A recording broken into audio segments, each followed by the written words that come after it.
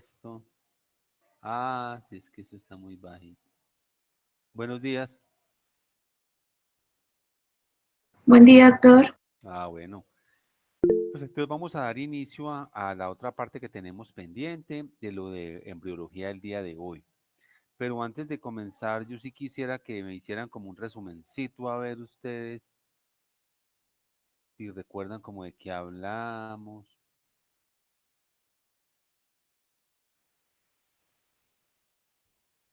y me dicen si ven esta presentación o no.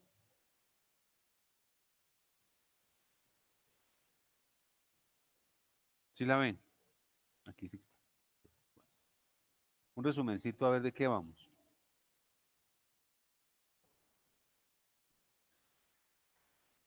Bueno, Pues doctor, como tal el sistema genitourinario se deriva del mesodermo intermedio a partir ya de tres estructuras que son el pronefros, metanefros, mesonefros. El pronefros es como el más primitivo, entonces no influye como mucho al respecto.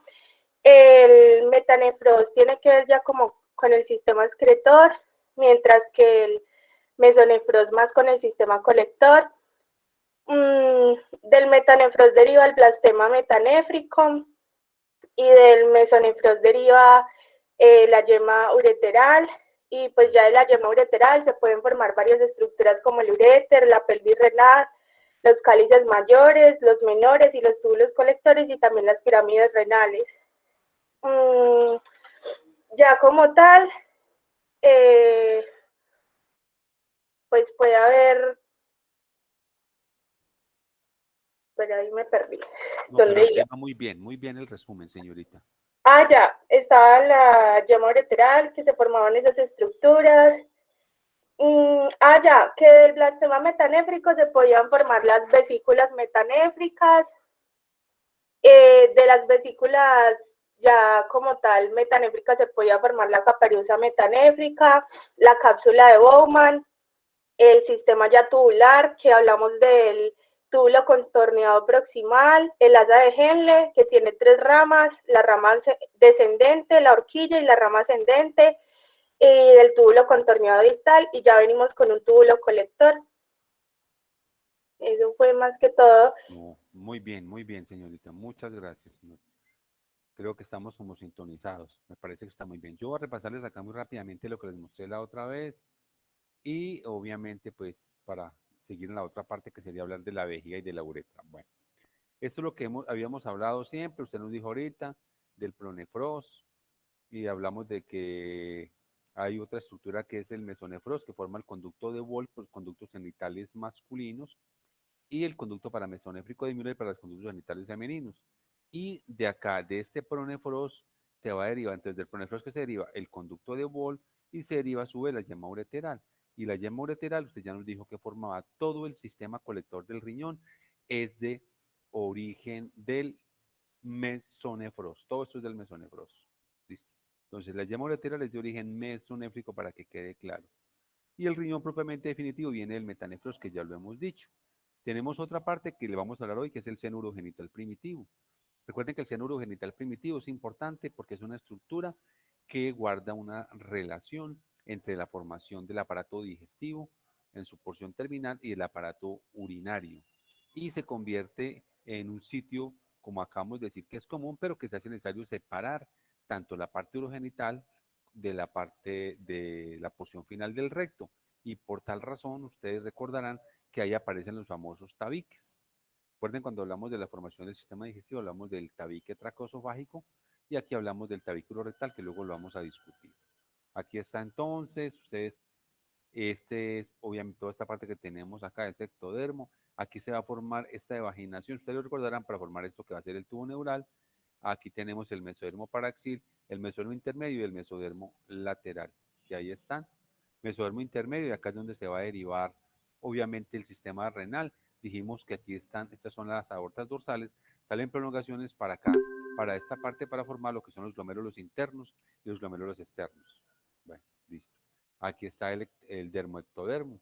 Acuérdense, decimos dermoectodermo, no es un término muy común y lo mencionamos por el hecho mismo de que acuérdense que el ectodermo se forman las estructuras que tienen que ver contacto con toda la parte externa de nosotros. Mesodermo paraxil, ¿sí? Este va a ser, recuerden, este va a ser nuestro tubo neural y esta será nuestra notocorda, esa manera como de recuerdo, pues ahí. Esto es lo que va a ser finalmente endodermo. Este es el mesodermo lateral que se divide en dos hojas. Una hoja somática y la hoja esplánica. ¿Alguien le recuerda el mesodermo lateral qué estructuras se derivan?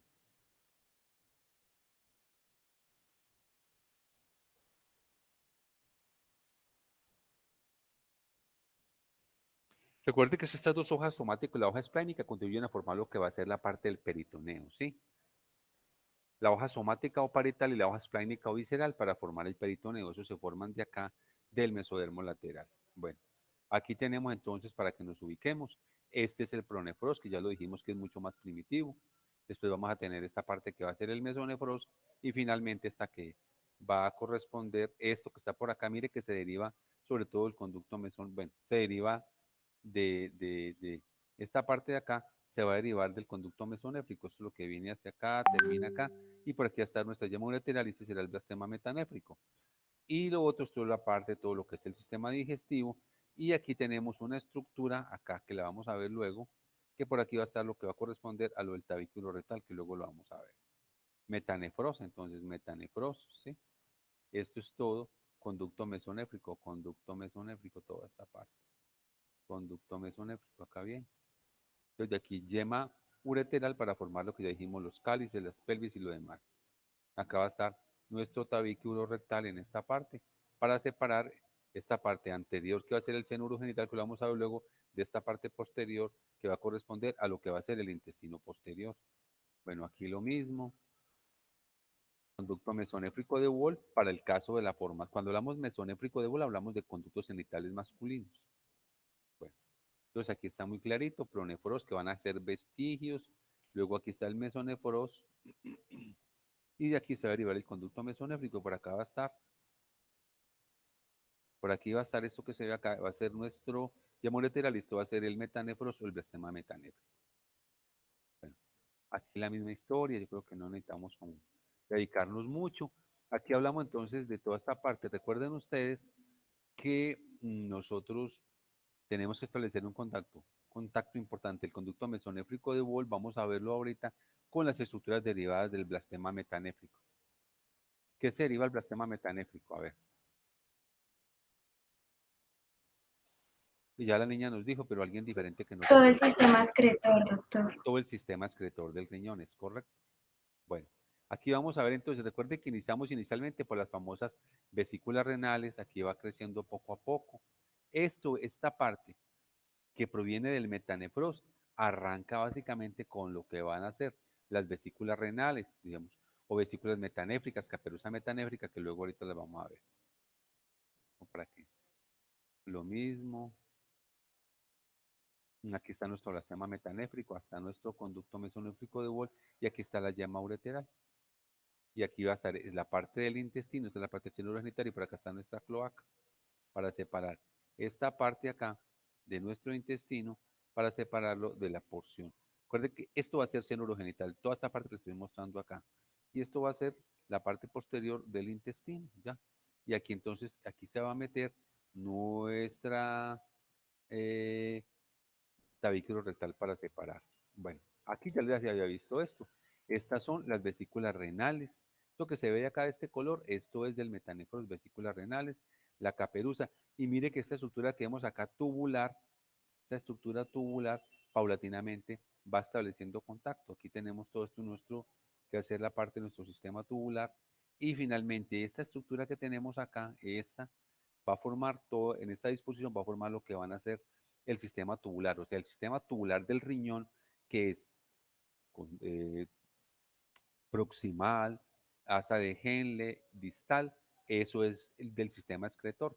Y obviamente va a establecer en contacto acá con esta estructura, básicamente que va a corresponder a la parte del sistema colector y lo demás, que ese es de origen mesonéfrico. Yema ureteral, ahí está. Recuerden que dijimos que lo importante de todo esto era establecer contacto. Mientras no haya contacto con la yema ureteral, no hay nada. Si la yema ureteral no establece contacto con el metanefros, entonces no tenemos absolutamente nada. Hay agenesia renal. siempre necesitamos hablar de la famosa interacción epitelio-mesenquimática. Acá está mucho mejor, todo esto es un repaso grande. Listo, acá está, vea. Miren que esto se parece a lo que les mencionaba con relación al aparato digestivo, perdón, al aparato respiratorio, donde paulatinamente en la medida en que va llegando, se va haciendo una división dicotómica a diferente nivel. Y aquí tenemos entonces, ¿qué es el llamo lateral? ¿Qué es esto de amarillo? Que es conducto mesonefrico, el uréter, aquí está muy clarito, la pelvis, es cálices mayores, los cálices menores, aquí van a estar los conductos colectores, y recuerda ese conducto colector, aquí es donde está desembocando la parte del túbulo contorneado proximal. Si aquí fuéramos a hacer, aquí estaría el conducto contorneado proximal. A eso es lo que se deriva, yo creo que para qué más pues. En la misma historia que les había mencionado adelante, mira acá, cómo eh, esta estructura del metanéfros que van a ser las vesículas metanéfricas y la caperuza se va paulatinamente elongando. Mire que acá ya va generando la estructura de lo que va a ser probablemente la cápsula de Bowman, que es toda esta parte acá. Y obviamente esto que vemos de este color acá, esto es túbulo contorneado proximal. Esta parte de acá va a ser el asa de Henle, la porción descendente, la porción ascendente. Bueno, acá en esta parte más bien, perdón. Y aquí se va a seguir con el túbulo contorneado proximal. Y esto que está aquí de amarillo va a ser todo el sistema colector del riñón. Bueno, ahí está pues con todos los nombres. Bueno, voy a meterme como por acá, en fin, la importancia pues de las glándulas suprarrenales que luego las vamos a mirar. Bueno, entonces ahora sí vamos a hablar de una parte muy importante que tiene que ver con el sistema urogenital y básicamente tiene que ver con la formación de lo que va a corresponder a la vejiga y a la uretra. Bueno, en lo que ustedes revisaron, la vejiga proviene de dónde? A ver, ¿de dónde proviene la vejiga?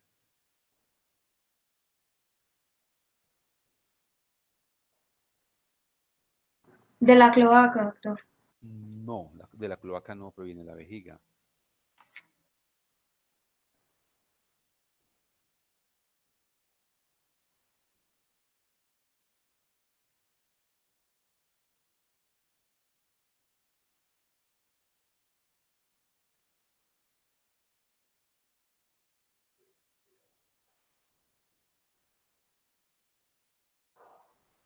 Del seno urogenital.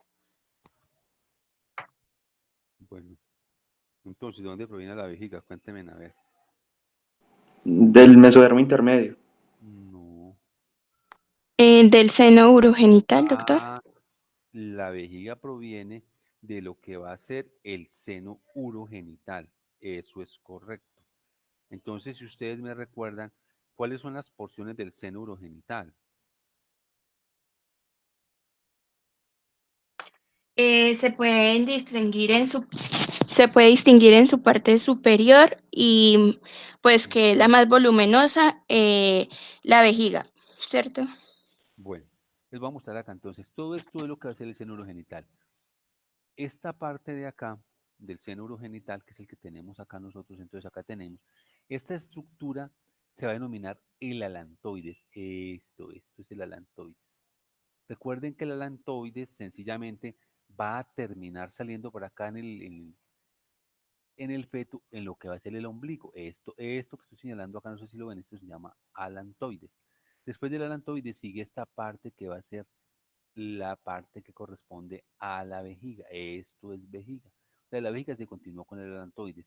Ustedes me recuerdan el alantoides finalmente qué termina siendo. Pues después se vuelve el uraco y en el Entonces, adulto el sería el uraco, ¿y en qué ligamento, termina siendo? Y el uraco finalmente en qué termina siendo.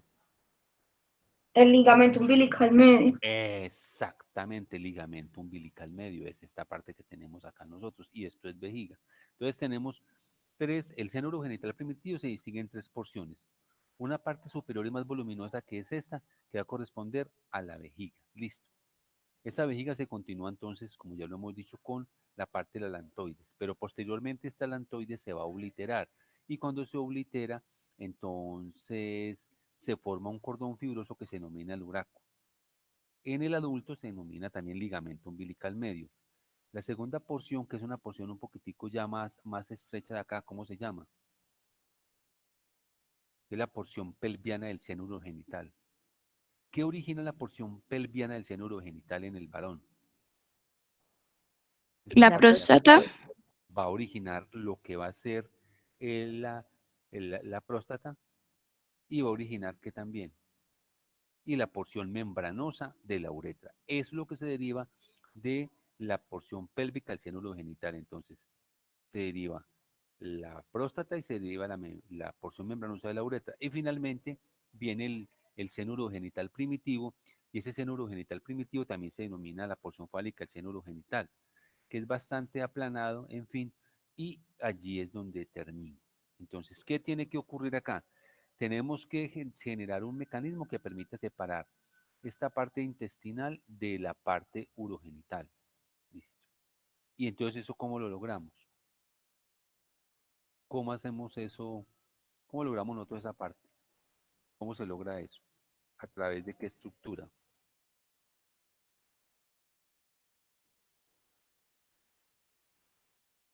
¿Cómo hacemos para separar eso acá? Aquí lo están viendo ustedes. ¿Cuál es la estructura que va a separar? Esta que es toda una porción anterior de esta porción. Esto que tengo acá es el intestino.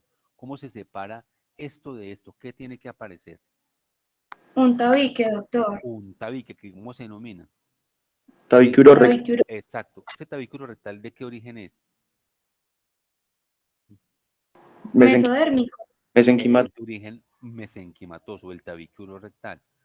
¿Qué va a ocurrir con ese tabículo rectal? Entonces, ese tabículo rectal lo que va a hacer es lo siguiente. Va a separar de una porción anterior de una porción posterior. Entonces divide el seno urogenital en una porción anterior y una porción posterior. La porción anterior, ¿qué tiene?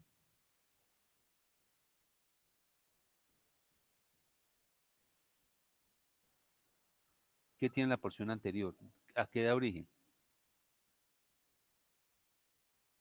La porción anterior va a ser el seno urogenital propiamente dicho y la porción posterior va a corresponder obviamente a lo que tiene que ver con la parte del recto. Bueno, también hablábamos ahorita de otro elemento muy importante y es lo siguiente. Ya tenemos aquí como la formación de la vejiga y la tenemos separada a través del tabículo rectal, que es el que está acá. Pero hay una cosa muy interesante acá. Y lo que hablamos de que es muy interesante acá es nada más y nada menos que la llegada de quiénes. ¿Quiénes están llegando a la vejiga? ¿Quiénes Los están llegando a la uréteres. vejiga? ¿Mm? A la vejiga, ¿quiénes desembocan? Los uréteres, doctor. Desembocan los uréteres. Entonces, ¿cuál es, si revisaron algo, cuál es lo que ocasiona, qué ocasiona la llegada de los uréteres a la vejiga? Pues en parte que los riñones asciendan hacia el abdomen. Bueno, ahorita vamos a hablar un poquitico de eso. Hace entonces que la vejiga en un principio tenga un tipo de tejido de origen mesodérmico y eso equivale a decir que tenga un cambio en el epitelio, ¿sí? Pero como gran parte de la vejiga proviene del seno urogenital, entonces por esa razón la vejiga, que inicialmente tiene un epitelio, llamémoslo como de transición, un epitelio corto de transición de origen mesodérmico posteriormente. Entonces, a ver, aclaremos. La llegada aquí a la vejiga de esta estructura que corresponde al uréter cuando llega acá. Esta parte que llega acá al uréter inicialmente transforma el epitelio de la vejiga en un epitelio de origen mesodérmico, porque recuerde que esto es del mesonefroso, es mesodermo intermedio, perfectamente claro. Luego, ¿qué ocurre? Como esta vejiga deriva del seno urogenital, entonces también hay un epitelio de origen endodérmico. Pero, ¿qué ocurre allí? Prolifera más el epitelio de origen endodérmico en la vejiga que el origen mesodérmico. Por lo tanto, la vejiga tiene un origen endodérmico. Y tener un origen endodérmico equivale a decir entonces que tiene una inervación en gran parte del sistema nervioso autónomo, razón por la cual pues obviamente nosotros no tenemos una, una, pudiéramos decirlo, un manejo de manera directa. Yo no puedo inhibir mi vejiga yo puedo retener para no orinar de alguna manera, pero los movimientos de la contracción de la vejiga yo no los puedo de alguna manera eh, limitar o bloquear, como ocurre con el corazón también. No puedo decir mi corazón que ya no trabaje más, que se quede quieto. Entonces lo que quiero decir es que con el tiempo, ese revestimiento mesodérmico que tiene la vejiga es reemplazado por epitelio endodérmico. Y finalmente el epitelio endodérmico de la vejiga, finalmente el epitelio de la vejiga proviene del endodermo. Ahora bien, ustedes recuerdan cuál es el epitelio, ¿cómo se llama ese epitelio de la vejiga? ¿O qué tipo de epitelio es más bien? Epitelio de transición. Sí, ¿cuál creen que sea la, la- la explicación de que sea un epitelio de transición? Listo. Para no reabsorber la orina.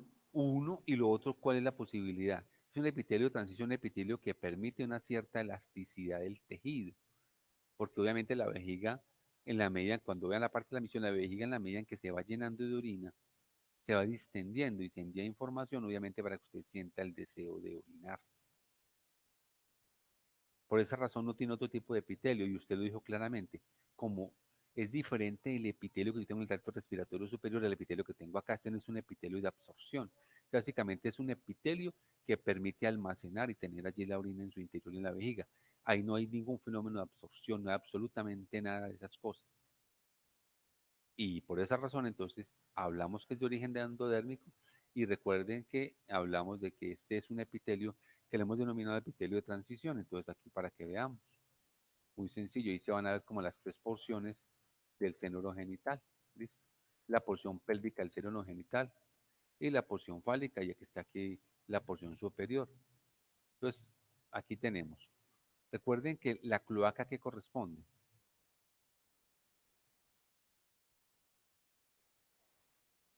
La cloaca es la parte final del sistema digestivo. Entonces, ¿qué está ocurriendo? Más o menos por allá, cuarta o tal vez entre la cuarta y la octava y la séptima semana, este tabículo rectal va a dividir la cloaca en una porción anterior y una porción posterior. La porción anterior, que es esta que está acá, la porción anterior va a ser el seno urogenital primitivo, y la porción posterior va a ser el conducto anorrectal. Entonces, vuelvo y repito. La cloaca va a ser dividida por el tabique rectal en una porción anterior, seno urogenital primitivo, y una porción posterior, conducto anorrectal. La porción anterior, seno urogenital primitivo, ya dijimos que tiene tres porciones. Una porción arriba estrecha, que va a ser el alantoides, que se oblitera, termina siendo el uraco y termina siendo el ligamento umbilical medio. Tiene una porción amplia, pudiéramos decir, lo que va a corresponder a la parte, pues, propiamente dicha de lo que tiene que ver con la vejiga. Y tiene una porción seno urogenital propiamente dicho mucho más estrecha. Entonces, hasta ahí no creo que haya problema. Aquí está, seno urogenital propiamente dicho, aquí canal vesical uretral superior. Aquí lo que se va a originar ya de la otra porción, de acá este seno urogenital, va a ser la vejiga, la mitad superior de la uretra prostática en la hembra, la vejiga y la mayor parte de la uretra. Y el seno urogenital definitivo, o sea, en la parte inferior, va a originar entonces en el varón la mitad superior de la uretra prostática y la parte fálica. Ah, claro, esta parte fálica no tiene que ver con la formación del pene de ninguna manera. Que quede claro eso. No, el pene no se forma a partir de aquí, el pene se forma a partir del tubérculo genital. Bueno, acá está. Ahí alcanza a verse de manera muy bien. Vejiga urinaria, ligamento umbilical medio, vea esto. Me lo conseguí por ahí porque no lo hice, para que les digo mentiras. Bueno, y ya es otra parte pues como de las gónadas. Bueno, con relación a la uretra, entonces, ¿qué tendremos que decir respecto a la uretra? A ver,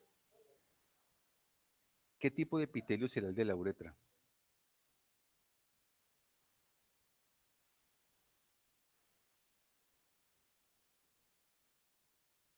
¿Quién me dice? ¿La uretra de qué tipo será?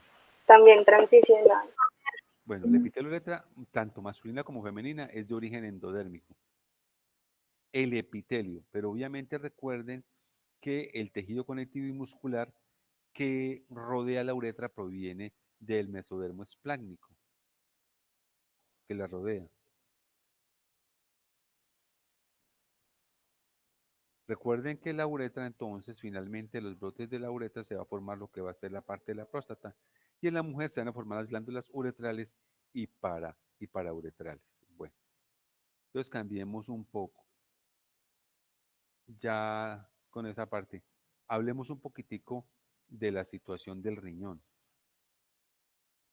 Entonces, ¿qué podemos decir de la situación del riñón?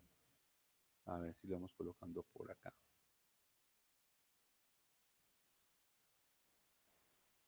¿Qué podemos decir de la situación del riñón? A ver.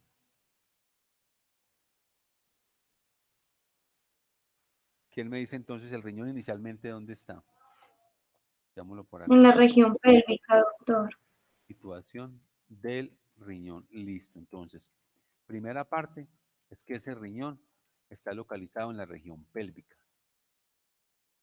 Es decir, entonces en la región pélvica podemos decir que está más, es decir, está más localizado como en más inicialmente en el abdomen. Y después, ¿qué pasa con él? ¿Qué tiene que pasar con el riñón diferente a lo que pasa con el testículo? Entonces, ¿qué pasa con ese riñón? Tiene que, el riñón asciende. Listo. ¿Qué hace que el riñón ascienda? El crecimiento de la región lumbar y sacra. Eso. Entonces, eso está relacionado obviamente en parte por lo que tiene que ver con el plegamiento cefalocaudal del embrión. Cefalocaudal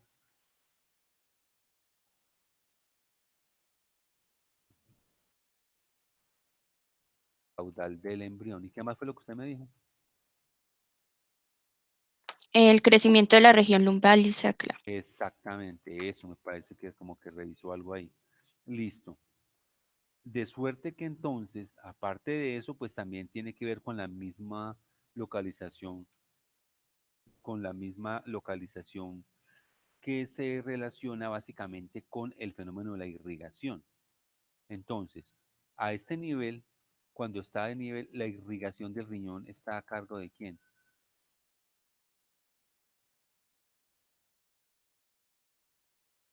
La irrigación del riñón, ¿quiénes la dan? Las aortas, Mm, ¿Va a haber ramas de quién? Una rama pélvica de la aorta. Una rama pélvica, una rama ilíaca de la aorta. Cuando el riñón comienza a ascender, entonces, ¿qué va a pasar? Cuando él asciende, entonces, esa vascularización, ¿qué pasa? Va cambiando según va ascendiendo el riñón. Exactamente, va cambiando. Entonces, va a terminar siendo ¿de dónde? Los vasos que están en la parte pues, inferior van degenerando paulatinamente, pero a medida que van haciendo, entonces va recibiendo ramas, obviamente, de la arteria, ramas de la arteria renal, o sea que va a modificarse. Hay una situación también que aquí no se las, voy a mirarla, que no se las he mostrado, y tiene que ver con un problema en el ascenso del riñón. ¿Cuál es un problema en el ascenso del riñón? El riñón ectópico.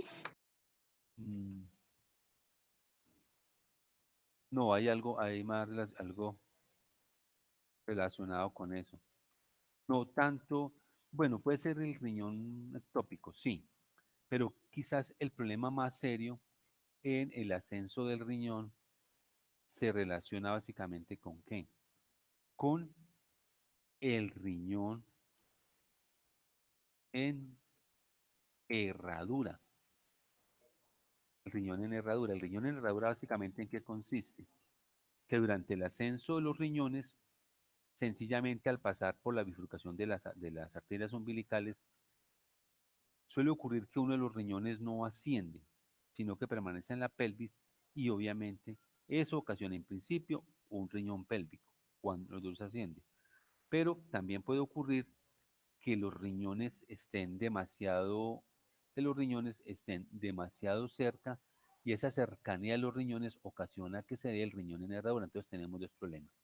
Este riñón en herradura se va a explicar básicamente porque los riñones están, dijéramos, están muy cercanos. Cuando los riñones están muy cercanos, esa cercanía de los riñones en el ascenso suben los dos y tienen la posibilidad de los riñones de alguna manera de unirse. Y esa unión de los riñones pues ocasiona el riñón en herradura. Y el otro caso que tenemos acá es el riñón que se localiza Es el riñón que se localiza a nivel de la pelvis. ¿Qué suele ocurrir con el riñón que se localiza a nivel de la pelvis? ¿Cuál es la explicación del riñón cuando está a nivel de la pelvis? ¿Qué ha pasado? Que al pasar por la bifurcación de las arterias Ujú. umbilicales no logra El ascenso ascender simplemente asciende y se demasiado lento, derrapa. entonces se queda a nivel de la pelvis.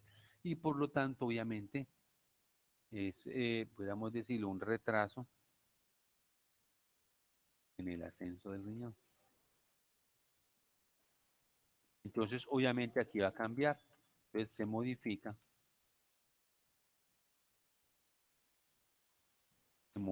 la qué? La irrigación del mismo. Con las dos patologías más frecuentes. Yo no voy a referirme ahorita a malformaciones porque luego las vamos a ver, pero sí quería que notáramos esta.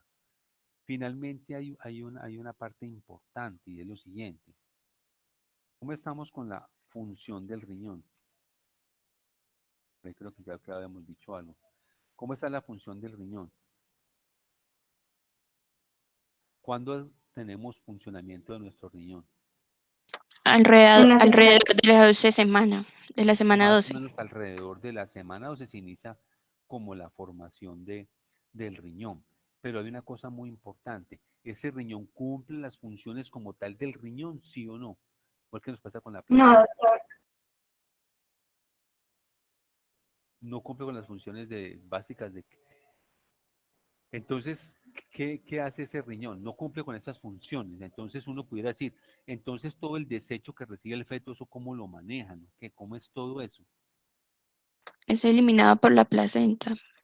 Exactamente, toda la placenta se encarga de eliminar todo eso. Acuérdense ustedes de una cosa muy interesante que no pueden olvidar. La nutrición que lleva a cabo el riñón lo hace a través, obviamente, ¿de qué? Lo hace a través de qué tipo de vasos les llevan la nutrición al feto. Las venas umbilicales. Correcto, las venas umbilicales. Creo que en alguna ocasión les había preguntado que por qué las venas umbilicales. ¿Por qué la explicación es que la vena umbilical lleve la nutrición al riñón y no lo lleve la arteria umbilical? Normalmente ustedes sabemos que desde el punto de vista anatómico y fisiológico, la irrigación de las diferentes estructuras corresponde a las arterias que llevan oxígeno y llevan nutrientes, pero aquí la cosa se cambió. ¿Por qué razón es la vena umbilical la que lleva la nutrición, la que lleva el aporte de riego sanguíneo nutricional al feto y no la arteria? Recordarán que en alguna ocasión les pregunté por eso. Porque la vena se puede extender más, entonces puede llevar mayor Eso, cantidad de recuerda sangre. bien, por la distensión, por aquello del compliance que tienen las venas, tiene mayor capacidad de volumen, mayor capacitancia. Ustedes recordarán yo en esa ocasión que les dije a ustedes. ¿Sí recuerdan la frase que utilicé para eso? ¿O no se acuerdan? Que les hablé hasta de una canción, ¿o no recuerdan esa canción? No, doctor. Como que no recuerdan esa canción, una canción muy famosa. Yo les dije que hablábamos de la canción aquella que decía, sin sangre en las venas, la mayor capacitancia de volumen de sangre la tenemos en las venas. Por eso el cantante dijo, no, sin sangre en las venas. Y así es, ocurre exactamente igual acá eso. Listo.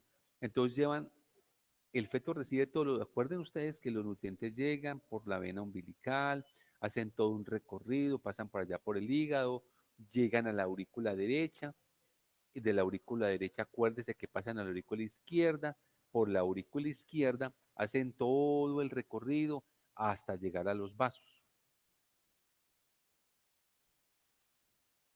Entonces, las arterias renales finalmente le van a llevar los nutrientes al feto como él realmente lo necesita. Entonces, ¿qué quiere decir así? Que eso ya tiene todo depurado. Acuérdense ustedes que las macromoléculas se ven en unidades mucho más pequeñas. ¿Cuál es la unidad más pequeña o cuál es la unidad fundamental de las proteínas? Los aminoácidos. Correcto, los aminoácidos. De los carbohidratos. El cuerpo absorbe las proteínas o proteínas muy pequeñas, las puede absorber como tal. Pero la absorción de las proteínas es básicamente a través de aminoácidos. ¿Qué más? ¿De qué forma el organismo absorbe los carbohidratos? Glucosa. Glucosa o sacarosa, pero básicamente glucosa. Y para el caso de las grasas, entonces los va a resolver como que, como ácidos grasos libres, que los separa de los triglicéridos. Los absorbe como ácidos grasos libres de esa manera, y una vez entran a la célula se lleva a cabo todo el proceso metabólico que nosotros conocemos. Entonces el feto sencillamente, cuando le llegan todos los nutrientes, a él les llegan ya listos. Se los voy a poner, miren, les voy a decir una cosa acá, espero que no quede grabado. Es como un exabrupto lo que les voy a decir acá. No, mejor dicho, les voy a decir, no sé si decírselos o no, pero ya les voy a decir. Es como si el feto recibiera nutrición parenteral. Cuando le colocan nutrición parenteral o nutrición por la vena, que llama la gente, esa nutrición ya va lista, ¿sí me hago entender? Va completamente lista con los aminoácidos, va con todo, igual él lo recibe allá. Con todo, él no tiene que hacer más nada. Por esa razón, el riñón no cumple ningún papel fundamental que tenga que ver con metabolismo de sustancias. Sencillamente lo que hace es excretarlas. Lo que sí está obviamente hay que tener claro y es que hay sustancias que son tóxicas para el feto, ¿sí? Y que obviamente cuando la madre las ingiere le van a ocasionar toxicidad a él. Ustedes se habrán dado cuenta y ojalá para que lo revisen, que les dejo sobre trabajo, existen un grupo de antimicrobianos que no se pueden consumir durante el embarazo. Acuérdense que hay unos medicamentos clasificados A, B, C, D, y esos medicamentos, dependiendo del nivel de teratogenicidad que tengan, no se pueden consumir durante el embarazo. ¿Ustedes recuerdan de pronto algún medicamento que hayan escuchado que no se puede dar durante el embarazo en la primera etapa? ¿Qué antibiótico no se le puede dar a las señoras? Doctor, yo leí que era fluorquinolonas y tetraciclinas. Las quinolonas, correcto, las tetraciclinas, ¿qué más? Trimetopril, sulfamethoxazol. Entonces, pues, generalmente damos antibióticos como cuáles, como las penicilinas, ampicilina, amoxicilina, están indicadas de pronto algunos, ceftriaxona, en fin, otros no se le pueden dar durante el embarazo, por lo que ya conocemos, y porque se eliminan a través del riñón. Bueno, entonces, ya nosotros mencionamos lo relacionado con toda esta parte, pero finalmente me voy a quedar con la orina.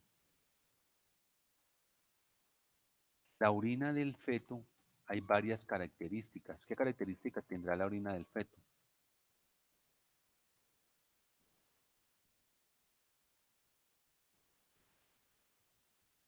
A ver. que Antes es del feto, deglutida por el, ¿cómo? Antes del, que la orina es deglutida por el feto. correcto, eso es importante. Como el feto orina allá adentro, entonces el feto orina, o sea que el feto deglute urina y deglute líquido amniótico. Listo. De esa manera, y a través de la eliminación que hace el feto a través de la placenta, se comienza a regular el volumen del líquido amniótico. Entonces le dejo para que se lean oligohidramios y polihidramios. ¿Y qué ocurre con eso? Entonces uno diría, el feto está embebido en líquido amniótico, pero también está embebido en la orina que él genera, que él coloca, de suerte que al deglutir, recuerde que el feto deglute líquido amniótico y deglute orina.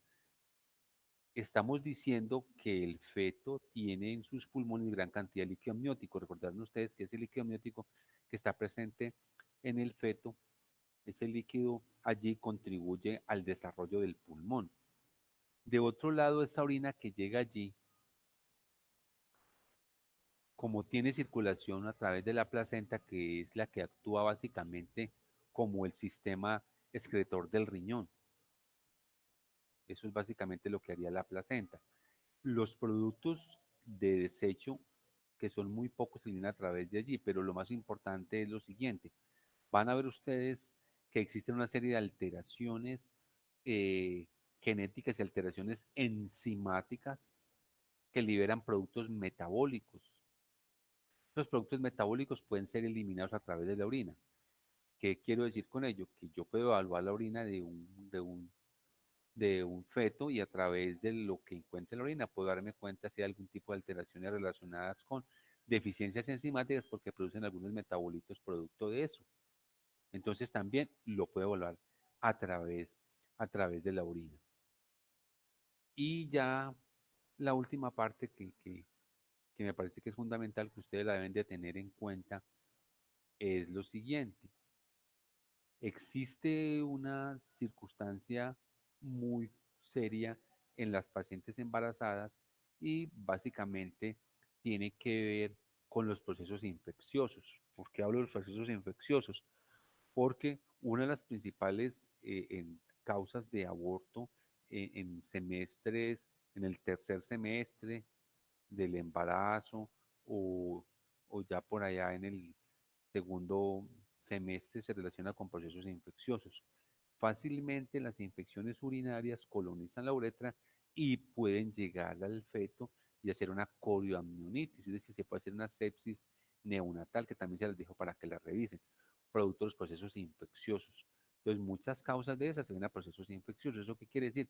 Que fácilmente se puede hacer una sepsis neonatal secundaria a eso. Entonces, les dejo para que por favor revisen un poquitico sepsis neonatal, revisen los oligohidramios y revisen lo de polihidramios, que es importante tener en cuenta. Entonces, de esa manera, el feto regula todos esos procesos que allí se tienen en esa parte. Y finalizamos entonces con una parte que tal vez ustedes han leído que tiene que ver con el riñón en su etapa inicial y que luego la discutiremos cuando veamos las malformaciones, pero se las voy a mencionar de manera muy rápida. ¿Qué han escuchado ustedes hablar del famoso riñón poliquístico? ¿Qué es eso del riñón poliquístico? ¿Qué hay? ¿Qué han revisado con relación a eso?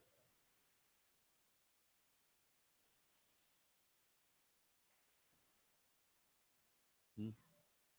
¿Qué me cuentan del riñón poliquístico? ¿No? Entonces también revisen ese riñón poliquístico. Inicialmente, Es, dígame, señorita. es congénito y puede ser autosómico recesivo o autosómico dominante. Bueno, Cuando es ya, autosómico recesivo, los mm, quistes se dan en los túbulos colectores y es correcto, menos frecuente que cuando es autosómico dominante. correcto. Bueno, Y los niños en la autosómica recesiva, pues se presenta principalmente en lactantes o en la niñez, se presenta más temprano que la autosómica dominante porque la autosómica dominante presenta la insuficiencia renal en la etapa adulta y es mucho más frecuente, se presenta de uno en uno de 500. bueno, Y en la autosómica dominante los quistes están en toda la nefrona. correcto. ¿Y eso qué condiciona entonces en general? ¿Cuál es la preocupación del riñón poliquístico? A Una ver, insuficiencia renal. Renal. insuficiencia renal. Ahora, los quistes renales, para que también los revisen, pueden ser hallazgos accidentales durante una ecografía desde el punto de vista renal. Entonces quiero también que se revisen eso de quiste renal. ¿Qué tanta implicación tiene? Porque la gente le hace, no, ¿cómo le preguntaron un tumor en el riñón? El tumor en un quiste renal no es un tumor en el riñón. Usted lo dijo, es un problema relacionado con la formación de los túbulos. Ustedes recordarán cuando se vio la parte de respiratorio en la formación de las diferentes generaciones de los alvéolos y lo demás. Aquí ocurre un fenómeno muy similar en ese proceso de formación como tal. Pero los quistes renales no equivalen a un tumor renal. Y los quistes renales, como ya sus incidentales, quiero que lo lean, no predispone siempre a una falla renal. El riñón poliquístico sí puede corresponder a una insuficiencia renal. Recuerde que puede ser unilateral o puede ser bilateral. Pregunta, aunque yo sé que estamos apenas comenzando, si el compromiso es de un solo riñón, ¿eso es compatible con la vida o no es compatible con la vida? Sí, sí es. ¿Cómo? O sea, se puede, en otras palabras, aunque yo sé que está por ahí, ¿puede uno vivir con un solo riñón? Sí, doctor. Sí, vea pues.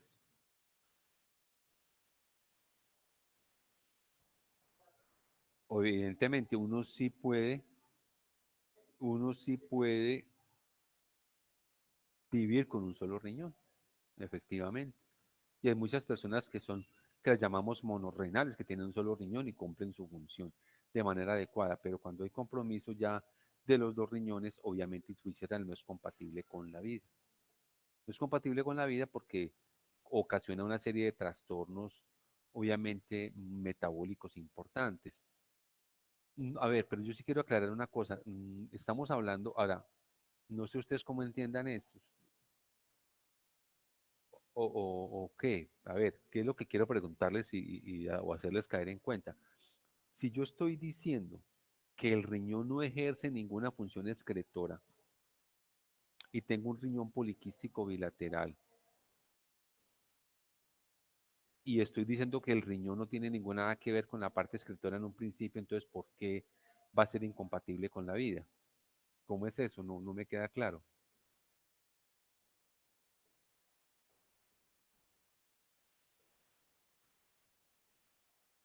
¿Quién me explica esa parte para que finalicemos? ¿Está claro lo que estoy tratando de preguntarles o estamos como perdidos? Doctor, pues por la reabsorción. Yo estoy diciendo, estoy afirmando lo siguiente, que durante la vida fetal, la placenta actúa como sistema renal para excretar productos metabólicos de desecho de la madre. O sea que estoy diciendo que el riñón no cumple funciones excretoras normalmente, es lo que estoy diciendo. Pero acabamos de decir que si alguien tiene un riñón poliquístico bilateral no es compatible con la vida. Entonces yo digo, pero pues estamos diciendo que no es compatible con la vida y por otro lado estamos diciendo que no, que el riñón simplemente cumple una función excretora, entonces ¿cómo es eso? No me queda claro. Doctor, de pronto no es por la función excretora, sino por otra función.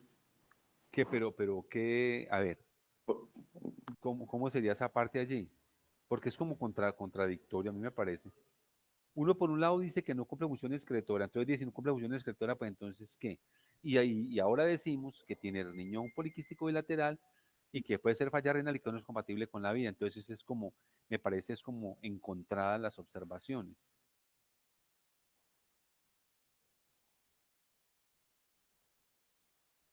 Pues doctor, en el momento del nacimiento, ya que pues el Eso es tiene otra como tal la historia. placenta. Es correcto, en el momento del nacimiento, cuando ya se abandona esa parte, cuando ya la placenta deja de cumplir sus funciones, que el recién nacido tiene que cumplir sus funciones normales, ahí está. Por eso hablamos de que no es compatible con la vida. Ahora, un niño puede tener múltiples malformaciones congénitas que lo lleven a la muerte fetal, eso sí es claro, no solamente eso, pero es importante que hiciéramos esa claridad respecto a esa parte. Bueno, muchachos, entonces, pues no, yo no tengo aquí más nada que decirles de esta parte de la función del riñón. Ya luego hablaremos, obviamente, ya de la formación de gametogénesis o génesis cuando hablemos de la parte de las gonas, que será mucho más adelante. Bueno, nos vemos cuando el martes, ¿cierto? Sí, doctor. Bueno, entonces el martes, ¿a qué hora hacerlo de fisiología el martes? A las 8. A las 7. A las 7, bueno, salgo de turno y me vengo. Entonces, por favor, me recuerdan, serán un ratico, por favor, y me crean el enlace. Ya dijimos que vamos a manejar el martes en la parte de fisiología, que es muy importante. Yo sigo insistiendo más que en un mundo pues de información, en que les vaya quedando como claras las cosas, es lo que yo pretendo. Entonces, la del martes va a estar muy interesante. Vamos a hablar, ya dijimos, de varios procesos. Bueno, muchachos. Entonces, pues les deseo un feliz día, muy amable por acompañarme el día de hoy. Que les acabe de ir muy bien. Muchas gracias, doctor. Bueno, que estén muy bien. Gracias, Gracias, doctor. A ustedes muy amables por acompañarme. Gracias, doctor. Bueno, que estén muy bien.